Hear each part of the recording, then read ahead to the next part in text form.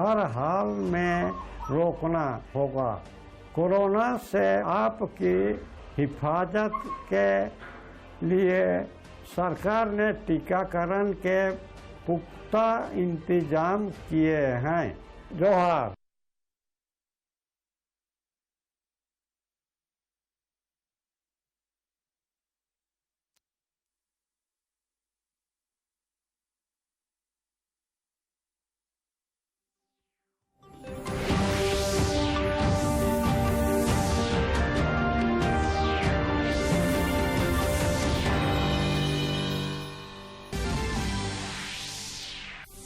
केंद्रीय स्वास्थ्य मंत्री ने देश में टीकाकरण अभियान की व्यापक सफलता पर जताई खुशी। सामूहिक प्रयास से जल्द 100 करोड़ आंकड़ा छूने का जताया भरोसा।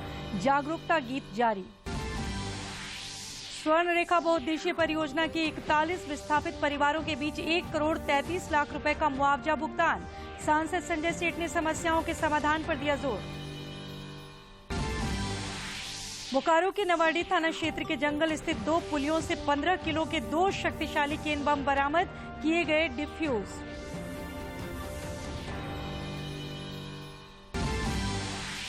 और सीनियर राष्ट्रीय महिला हॉकी चैंपियनशिप के लिए कोच मैनेजर सहित 20 सदस्यीय झारखंड टीम की घोषणा। झांसी के लिए कल रवाना होगी टीम।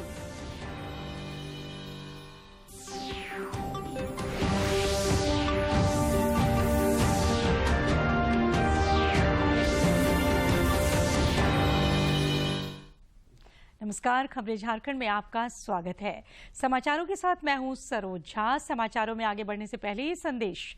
देश भर में 18 वर्ष से अधिक आयु के सभी लोगों के लिए सरकारी केंद्रों में निःशुल्क टीकाकरण अभियान चलाया जा रहा है। दूरदर्शन आप लोगों से अपील करता है कि कोविड रोधी टीका जरूर लगवाएं। कोरोना महामारी के प्रति कोई भी लापरवाही न बरतें।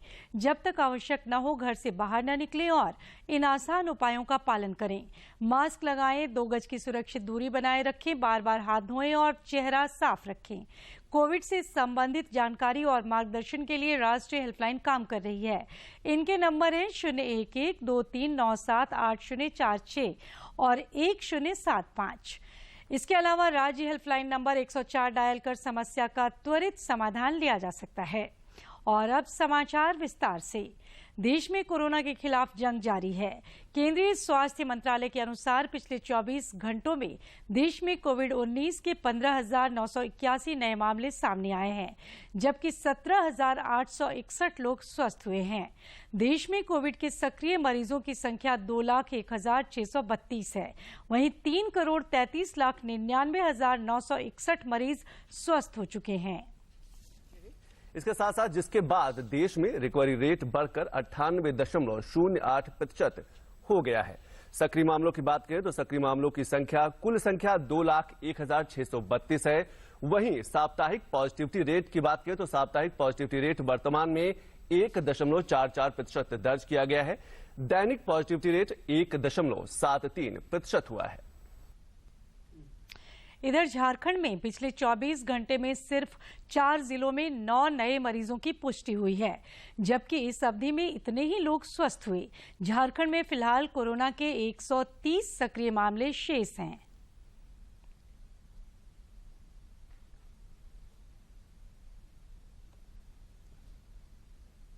कोरोना के खिलाफ जारी जंग में टीकाकरण अभियान तेज गति से चल रहा है। देश में अब तक 97,23,77,045 लोगों को कोविड रोधी टीके लगाए गए हैं।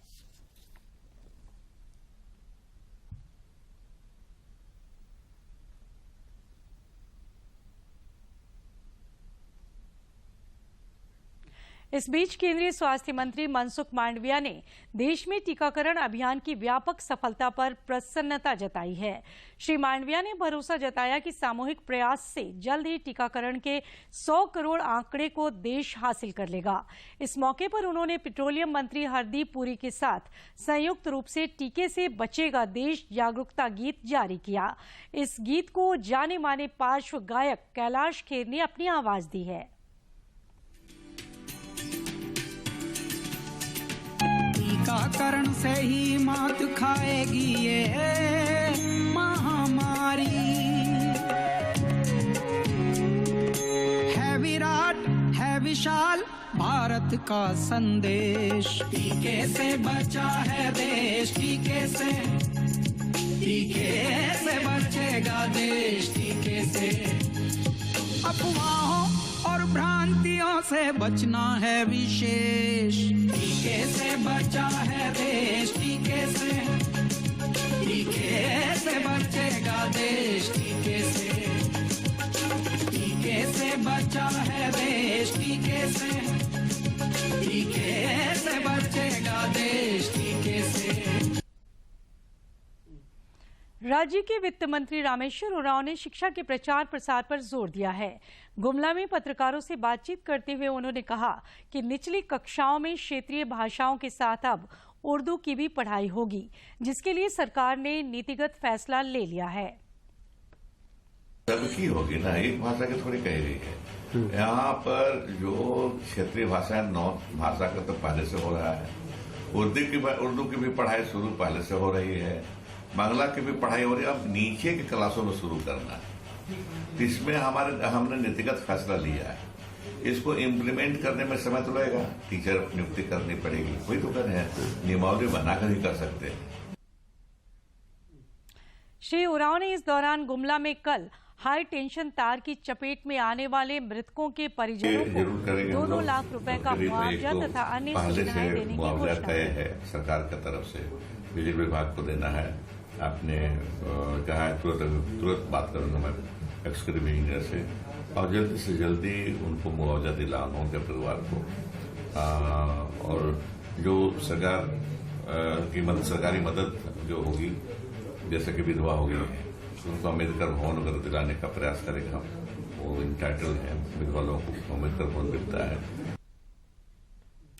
रांची सांसद संजय सेठ की उपस्थिति में स्वर्ण रेखा बहुउद्देशीय परियोजना चांडिल के 41 विस्थापित परिवारों के बीच आज 1,33,00,000 रुपए मुआवजा का ऑनलाइन भुगतान हुआ। इस दौरान सांसद ने विस्थापितों से जुड़ी समस्याओं के समाधान पर भी बल दिया। उन्होंने स्वर्ण रेखा परियोजना के जल संसाधन विभाग का औचक निरीक्षण किया, जिस दौरान 90% कर्मचारी अनुपस्थित पाए गए। सांसद ने इस पर नाराजगी जताते हुए संबंधित अधिकारियों से बात कर इस मामले में संज्ञान लेने को कहा।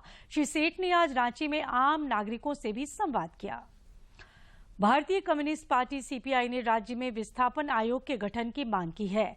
रांची में प्रेस वार्ता को संबोधित करते हुए पार्टी के राज्य सचिव सह हजारीबाग के पूर्व सांसद भुवनेश्वर प्रसाद मेहता ने विस्थापन को अभिशाप बताया।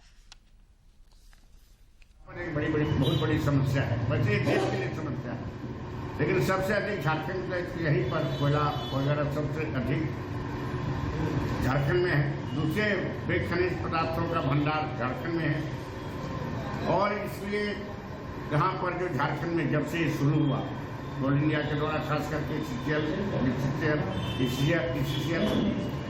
तो लगभग कोल इंडिया से केवल 20 से 25 लाख लोग विस्थापित। सबसे ज़्यादा अगर नुकसान हुआ है किसानों को, गरीबों को, आदिवासी दलितों, कोल इंडिया से। उसके बाद लोहरदगा समाहरणालय परिसर से जिले के सभी प्रखंडों में ई श्रमिक पोर्टल पर असंगठित मजदूरों के निबंधन का प्रचार प्रसार करने के लिए एक श्रमिक रथ को आज रवाना किया गया। ये रथ अगले 7 दिनों में सभी 7 प्रखंडों में घूमेगा। निबंधन करा सकते हैं जो इनकम टैक्स के परिधि में नहीं आते हैं और जो ESI PF के सदस्य नहीं हैं, जिनकी उम्र 16 से 59 साल के बीच है। निबंधन के बाद आप कई असंगठित मजदूर योजना से जुड़ जाते हैं, जैसे चिकित्सा योजना। पश्चिमी सिंहभूम जिले में लंबित मानदेय भुगतान और साप्ताहिक अवकाश की मांग को लेकर जिले के लगभग 450 से ज्यादा स्वास्थ्य कर्मियों ने अनिश्चितकालीन हड़ताल शुरू कर दी है। हड़ताल के मद्देनजर टीकाकरण के लिए जिले में वैकल्पिक व्यवस्था की गई है। आज हम लोग का तैयारी ये है कि जैसे उस दिन हम लोग 13 तारीख को बैठे थे, तो हम लोग ज्ञापन दिए हुए थे, उसके बावजूद हम लोग का कोई सूद नहीं लिया, कोई पूछने नहीं आया और न ही हमारे मांगों पर कोई विचार हुआ है। अभी हम लोग इसी तरह से अनिश्चित काल बैठे रहेंगे जब तक हमारी कोई मांगे नहीं सुनता है। बोकारो जिले के नवाडी थाना क्षेत्र में भवानी गांव के निकट जंगल स्थित 2 पुलियों से पुलिस ने 15 किलो के 2 शक्तिशाली केन बम बरामद कर नक्सलियों के मंसूबों पर पानी फेर दिया। बम निरोधक दस्ता ने बरामद केन बमों को बाद में डिफ्यूज कर दिया।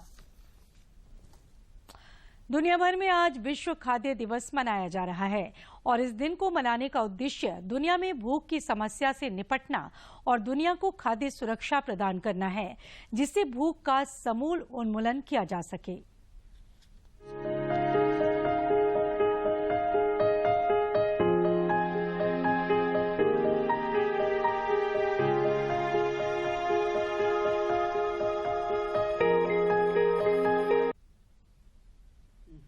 लातेहार समाहरणालय सभागार में विश्व खाद्य दिवस पर जिला स्तरीय 1 दिवसीय कार्यशाला आयोजित की गई। इस मौके पर उपायुक्त अबू इमरान, उच्चतम न्यायालय के पूर्व सलाहकार बलराम, मनरेगा वाच के संयोजक जेम्स हेरिंज एवं एसडीओ शेखर कुमार ने अपने विचार रखे तथा खाद्य सुरक्षा पर जोर दिया।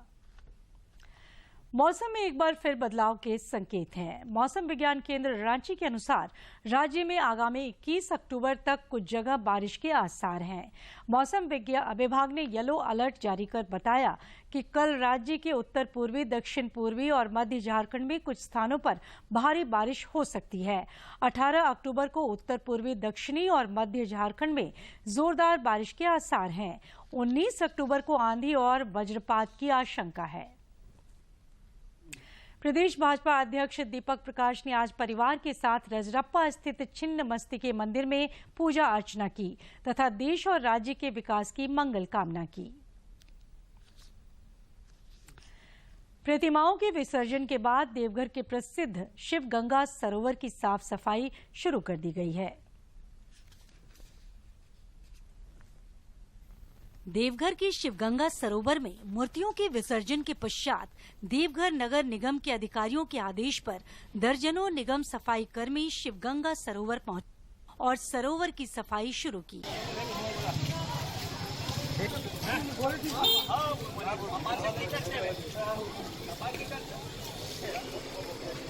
स्थानीय पुरोहित जयदेव मिश्रा बताते हैं कि दुर्गा पूजा संपन्न होने के बाद शिवगंगा में ही मूर्ति विसर्जन की परंपरा रही है।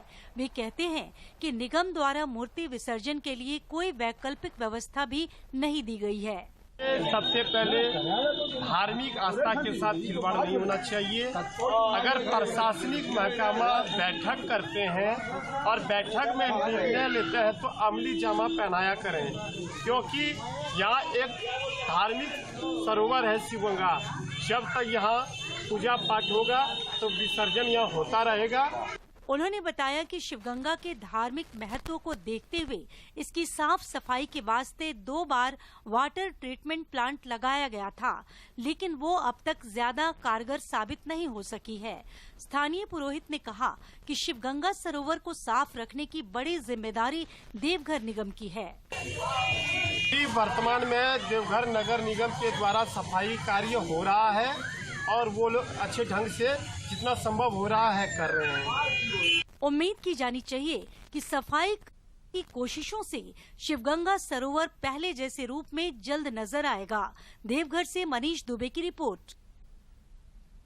मुख्यमंत्री हेमंत सोरेन ने आदिवासी समाज के सामाजिक और शैक्षणिक उत्थान के लिए कार्य करने वाले संथाली भाषा के महान शिक्षाविद और साहित्यकार पद्मश्री प्रोफेसर दिगंबर हांसदा को उनकी जयंती पर शत शत नमन किया है। श्री सोरेन ने कहा कि प्रोफेसर हांसदा से प्रेरणा लेकर राज्य की समृद्ध आदिवासी और क्षेत्रीय भाषा तथा साहित्य को हमें मिलकर आगे बढ़ाना होगा।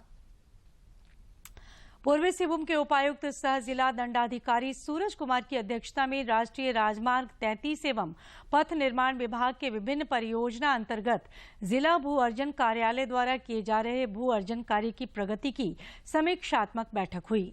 इस दौरान बैठक में जिला अंतर्गत चल रहे भू अर्जन कार्य पर विस्तार से चर्चा हुई। उत्तर प्रदेश के झांसी में 21 से 30 अक्टूबर तक आयोजित होने वाली 11वीं हॉकी इंडिया राष्ट्रीय सीनियर महिला हॉकी चैंपियनशिप के लिए 20 सदस्यीय हॉकी झारखंड महिला टीम की घोषणा कर दी गई है। सिमडेगा में 25 दिसंबर से अनुभवी प्रशिक्षकों के द्वारा विशेष प्रशिक्षण के बाद टीम का ऐलान हुआ। झांसी के लिए टीम कल रवाना होगी।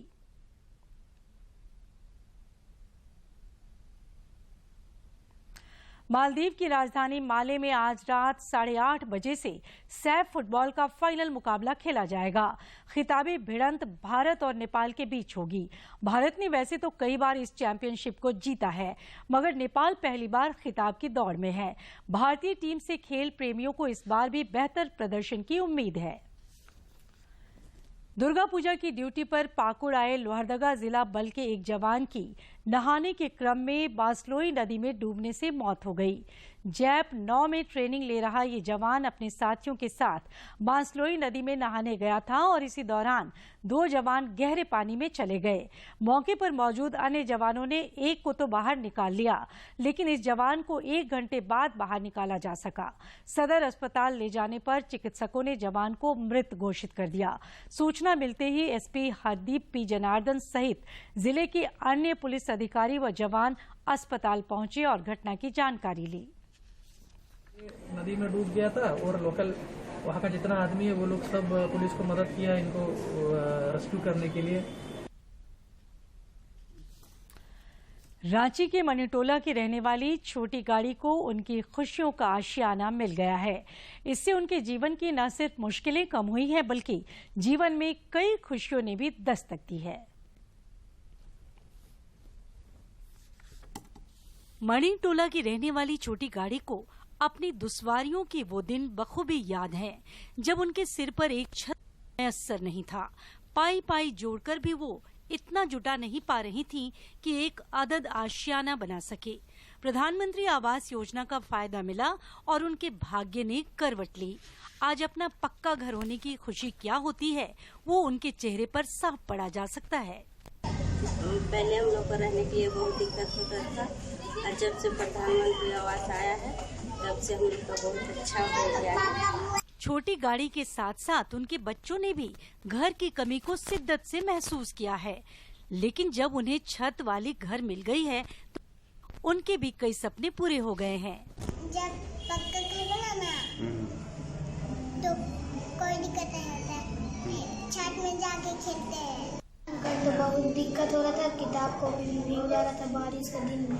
फिर हम लोग का भी ईटा का घर बना तो बहुत अच्छा लग रहा था। छोटी गाड़ी का परिवार उनके सपनों का घर देने के लिए केंद्र सरकार की न सिर्फ तारीफें करता है, बल्कि उसके दीर्घायु होने की कामना भी करता है।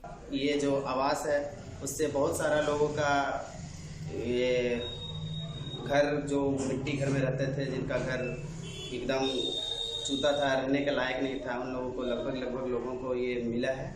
और हम केंद्र सरकार, भारत सरकार से यही कहना चाहते हैं, धन्यवाद कहना चाहते हैं कि वो इस आवास योजना के लिए हम लोगों को जो दे दिए उसके लिए धन्यवाद करना चाहते हैं। केंद्र सरकार की प्रधानमंत्री आवास योजना की बदौलत आज देश के लाखों गरीबों के पास अपना पक्का मकान है।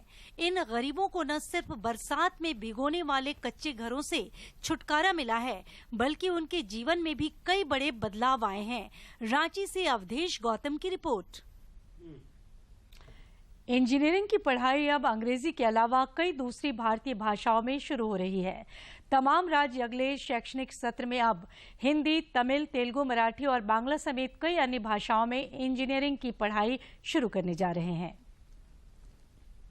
हरियाणा के फरीदाबाद स्थित यह है JC Bose university of science and technology.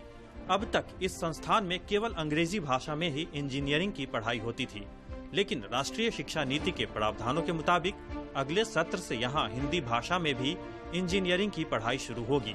University में सिविल और मैकेनिकल इंजीनियरिंग के प्रथम वर्ष की पढ़ाई इस साल से हिंदी में शुरू होगी। कई लोगों के मन में शायद ये घर गया है कि जो टेक्निकल पढ़ाई है वो इंग्लिश में ही हो सकती है, वो अपनी मातृभाषा में नहीं हो सकती।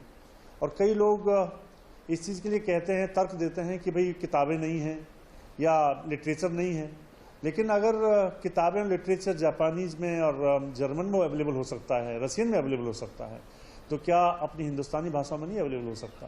तो मुझे लगता है कि जो ये नई एजुकेशन पॉलिसी जो राष्ट्रीय शिक्षा नीति आई है उसमें एक बड़ा बदलाव इस तरफ गवर्नमेंट ने सोचा है कि अब छात्र अपनी मातृभाषा में भी पढ़ना लिखना कर सकते हैं, खासकर ऐसी टेक्नोलॉजी से रिलेटेड पढ़ाई में। राष्ट्रीय शिक्षा नीति 2020 में उच्च शिक्षा मातृभाषा या स्थानीय भाषा में ही देने की बात कही गई है।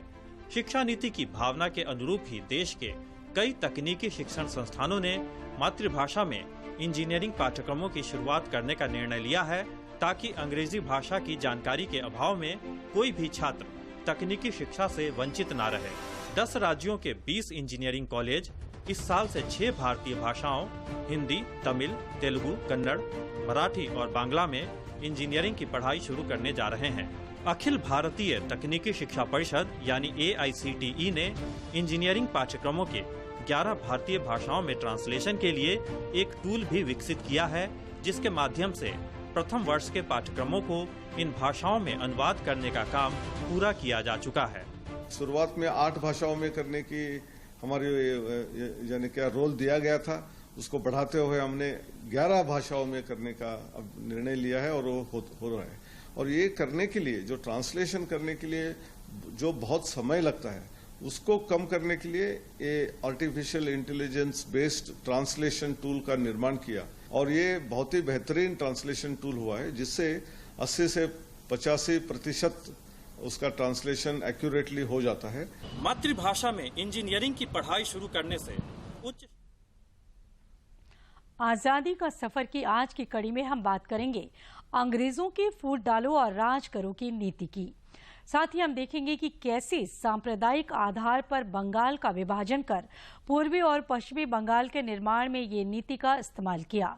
आज महान स्वतंत्रता सेनानी गणेश घोष की पुण्यतिथि भी है। आज हम जानते हैं स्वतंत्रता आंदोलन में उनकी भूमिका के बारे में।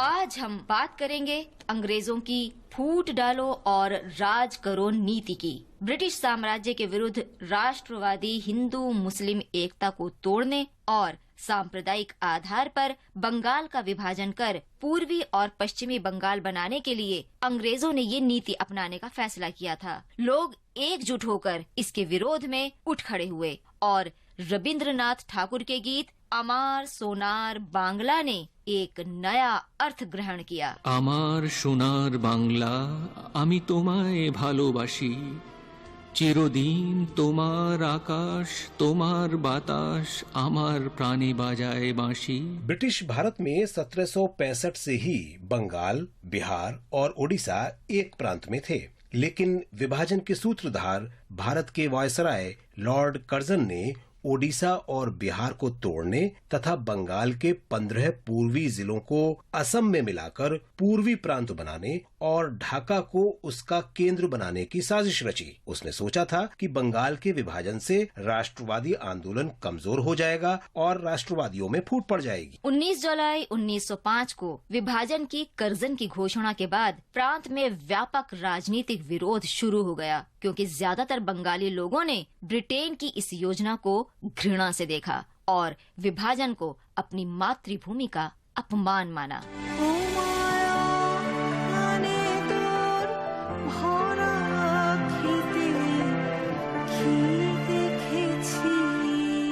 राष्ट्रवादी नेताओं ने महसूस किया कि विभाजन केवल प्रशासनिक आधार पर ही नहीं किया गया था, बल्कि इसका मूल कारण ब्रिटेन सरकार की फूट डालो और राज करो नीति थी। पश्चिमी क्षेत्र में विभाजन का विरोध विस्फोटक और सर्वव्यापी था, यहाँ तक कि नए प्रांत पश्चिम बंगाल के गवर्नर की हत्या का प्रयास भी किया गया। सुरेंद्र नाथ बैनर्जी सबसे महत्वपूर्ण जन नेताओं में शामिल थे, जो बंगाल के अगुवा रहे, राजनीतिक दलों को एकजुट किया, याचिकाएं दायर की और बंगाल एवं भारत भर में अत्यधिक जन समर्थन जुटाया। भारत के महानतम कवि रविंद्रनाथ ठाकुर ने जब विभाजन के दिन को राष्ट्रीय शोक दिवस के रूप में मनाने की घोषणा की, तो विभाजन का विरोध चरम पर पहुंच गया। उस दिन बंगाल के घरों में किसी ने खाना नहीं पकाया। बंगाली हिंदुओं और मुसलमानों के बीच रिश्ते को मजबूत करने के लिए रविंद्रनाथ ठाकुर ने हिंदुओं और मुसलमानों से एक दूसरे को राखी बांधने की अपील की, ताकि दोनों के बीच सुरक्षा का आजीवन बंधन कायम हो और जिसे कोई न तोड़ सके। बांग्लार माटी, बांग्लार जल, बांग्लार वायु, बांग्लार फल। बंगाल के विभाजन के विरुद्ध आंदोलन ने स्वदेशी और ब्रिटिश उत्पादों के बहिष्कार को जन्म दिया। ये आंदोलन भारतीय राष्ट्रवाद के इतिहास में प्रमुख हथियार बन गया। बंगालियों के स्वदेशी और बहिष्कार का तरीका सभी भारतीय राष्ट्रवादियों के लिए नारा बन गया और वे महात्मा गांधी के असहयोग, सत्याग्रह और खादी आंदोलनों का आधार बने। विभाजन के जबरदस्त एवं व्यापक विरोध के बाद वायसराय लॉर्ड हार्डिंग्स ने 1911 में बंगाल को फिर से एक कर दिया।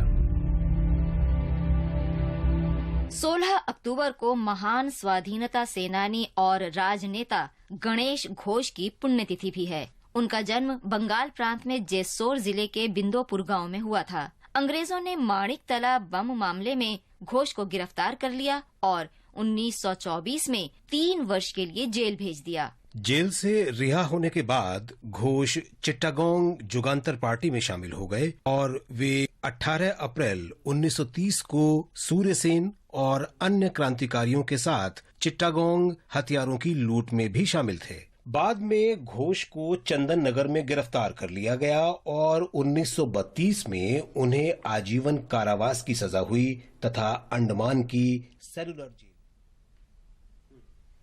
प्रधानमंत्री नरेंद्र मोदी 24 अक्टूबर को आकाशवाणी पर मन की बात कार्यक्रम में देश विदेश के लोगों के साथ अपने विचार साझा करेंगे। आम लोग 22 अक्टूबर तक इस कार्यक्रम से जुड़े सुझाव रिकॉर्ड करा सकते हैं। मन की बात। माननीय प्रधानमंत्री श्री नरेंद्र मोदी भारत की जनता से साझा करेंगे अपने मन की बात रविवार 24 अक्टूबर सुबह 11 बजे। आकाशवाणी के सभी केंद्र, सभी चैनल इसे प्रसारित करेंगे एक साथ। इसके अतिरिक्त दूरदर्शन के YouTube चैनल और प्रसार भारती के ऐप न्यूज ऑन एयर पर सजीव प्रसारण, लाइव स्ट्रीमिंग के माध्यम से। तो याद रखें, रविवार 24 अक्टूबर सुबह 11 बजे मन की बात। डीडी झारखंड अब आपके लिए हर रविवार शाम 5 बजे 47 समाचार पत्रिका पेश कर रहा है। इस 15 मिनट के 47 समाचार पत्रिका में आपको हफ्ते भर की खबरों का सार मिलेगा। झारखंड रे आपे आतंक दरम। अब आपके लोकप्रिय चैनल डीडी झारखंड पर हर रविवार शाम 5 बजे से देखिए संथाली भाषा का साप्ताहिक समाचार खबर संथाली, जिसमें आपको अपनी भाषा में समसामयिक गतिविधियों और कला संस्कृति से जुड़ी खबरों की बहुरंगी छटा देखने को मिलेगी। डीडी झारखंड के इस नई शुरुआत का आप भी हिस्सा बने और निज भाषा में समाचार देखें। तो याद रखिए, दिन रविवार, समय शाम 5 बजे।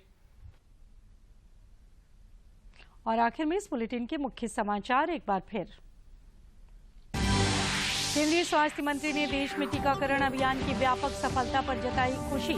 सामूहिक प्रयास से जल्द 100 करोड़ आंकड़ा छूने का जताया भरोसा। जागरूकता गीत जारी। स्वर्ण रेखा बहुउद्देशीय परियोजना के 41 विस्थापित परिवारों के बीच 1 करोड़ 33 लाख रुपए का मुआवजा भुगतान। सांसद संजय सेठ के समस्याओं के समाधान पर दिया जोर। बोकारो के नवाड़ी थाना क्षेत्र के जंगल स्थित 2 पुलियों से 15 किलो के 2 शक्तिशाली केन बम बरामद, किए गए डिफ्यूज।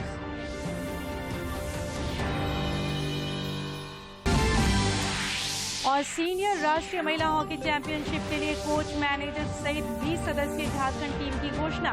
झांसी के लिए कल रवाना होगी टीम।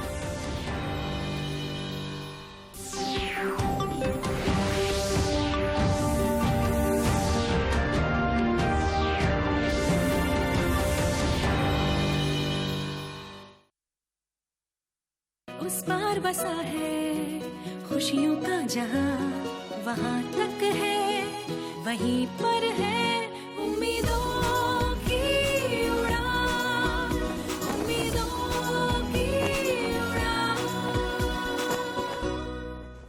ये कहानियां हैं उन योद्धाओं की जिन्होंने मुसीबतों के सामने हार नहीं मानी। समाज के मुद्दों के हिस्सेदार बनकर ये लड़ते गए, औरों से जुड़ते गए और समाज को बदलते गए। हमारे सच्चे हीरो, तुम्हें हमारा सलाम।